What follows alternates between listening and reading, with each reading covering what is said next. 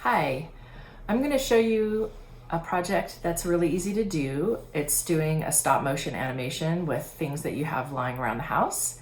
And all you need is like an iPhone. I downloaded Stop Motion Studio. It's an app that I use a lot and it's really fun. It's actually pretty full featured, but very easy to use.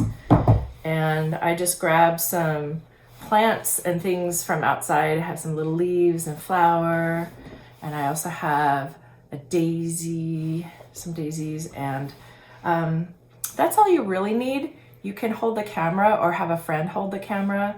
I also have this little tripod. There's all kinds of iPhone tripods you can get, or you could just prop it up when you're shooting. But I'll be using all these things, and I'm gonna just show you how that works and talk a little bit about how animation works too. You can see here, I've got this iPhone set up and I've got the app open. It's really simple to use. So if you want to start a new movie, you can just start a new movie. It says tap here to add some pictures. And so I can do that. And I've got this nice setup where I can just press on the red button to take some pictures. And if I have some things in my frame, I'm gonna arrange them. Maybe I'll start with just 3 and I'm gonna put them so they're kind of in the middle. There's a grid that you can turn on and off, and it's really nice to have that as a reference because you're gonna be moving things around from frame to frame. So, and the more things you have in your picture, the more complicated and the more time it takes to do. If you just have one thing, it's really simple. So, and notice that it looks a little bit blurry, and that's because I have what's called onion skinning turned on. So this little thing right here lets you change if you have, if it's showing you the next picture. So it shows you a blurred or kind of actually a translucent image of the last picture you took. And so you know that when I move it, it's gonna differ from the previous one just a little bit. So if I want to make them kind of move and do like a wavy kind of thing like that, that's what I'm gonna try and do here. So there's my next picture. And so now I'm gonna move them each a little bit more. Don't want to move it very much because I'll show you later the frames or each picture. When you have a video, each picture you take is one frame, and video plays back, regular video plays back at 30 frames per second, or roughly that. It depends on where you are. Animation often plays back a little bit slower, about anywhere from 25 to 12, or you can even get away with 10 frames a second. So I'm just moving these and using the last kind of shadow image as a reference.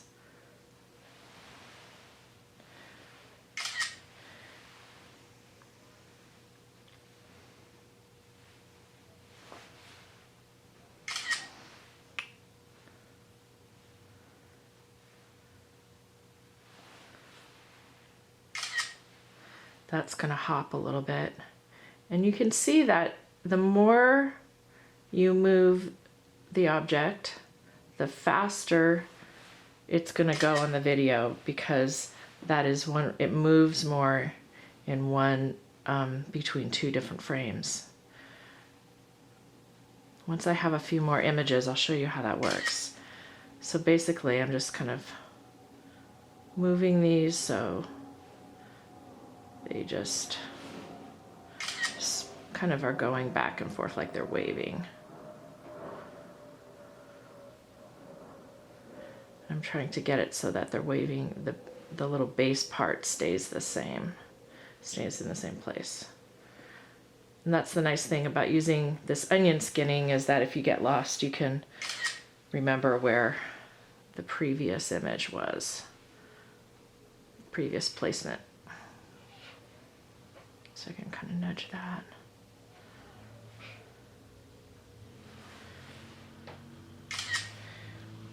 And I could also do one like where I move one at a time. So this, and then I'm going to move this. Maybe move this one a little bit more.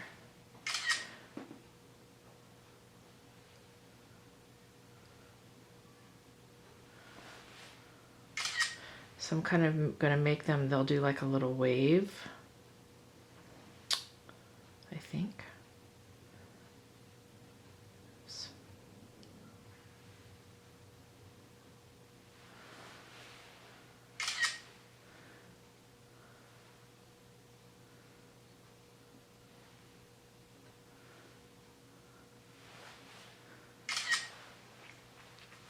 And let's see, maybe we'll just have them leave the screen after this. So again, really try not to move them too much, because otherwise it's going to jump in your little film.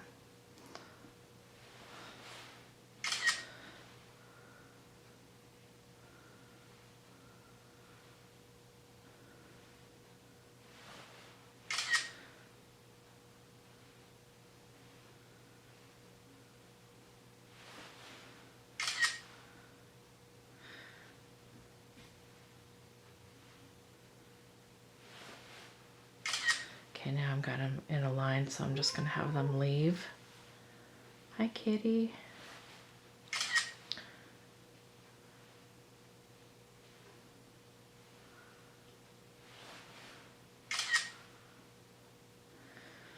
I always think it's interesting that you'll see when we look at the video of this, the things that you're just moving around in each picture seem to take on a personality.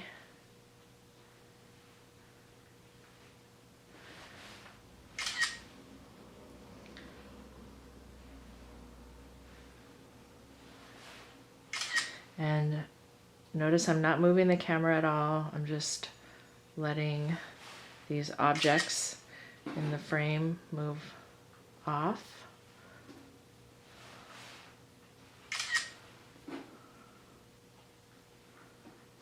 Try not to damage them too much.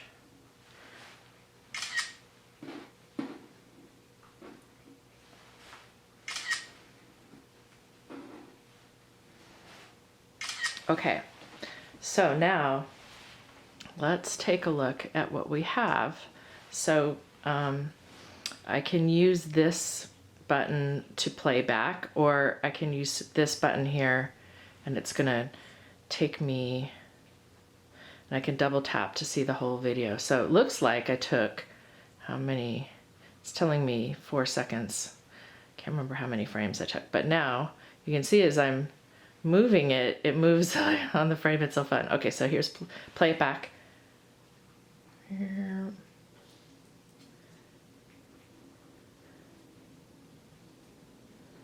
So that's pretty cool. Now, let's talk a little bit about the math part of this. So looks like I took a total of 35 frames, and there's some other settings. So here I can just scroll through, oops, I can scroll through them all and see them. But this is the settings, and here this button lets me change the movie speed, which is the frame rate. And so right now it's at 8 frames a second.